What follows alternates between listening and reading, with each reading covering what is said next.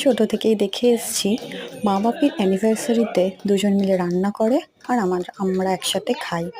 বড় হয়ে আমরা নিয়ে আসতাম ফুল, ঘর সাজাতাম, ব্যাস এটাই ছিল আনন্দের। আর এখন এখন তাদের জামাইরা এসছে, তারা তাই অ্যাড করেছে এখানে কেক কাটিং। ছোট্ট খাটো আমাদের সেলিব্রেশন, কিন্তু খুব ভালো, আমরা তো এনজয় করেছি।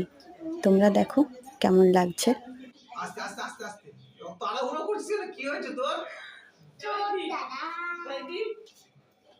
গিফট এ তোমরা দুজন দাও গিফট। আমরা এনেছি ও ভিডিও করতে বলে হয়ে যাবে না। তোমরা গিফট দাও না। কিন্তু এরা এখনো সেই একই আছে, কে অপরকে খাইয়ে দেওয়ার জায়গায় সবাইকে শুধু খাইয়ে গেল। ওকে তোলো, ও উঠছে না। ও জোর করে খেয়ে নিতে হবে ওর কাছ থেকে। না, দুজন দুজনকে খাওয়াও। ও উল্টো হাত নিয়ে কি করে ঠিক করতে হচ্ছে। অনেক কষ্টে আমরা বলার পর দুজন দুজনকে খাইয়ে দিল। এই তো।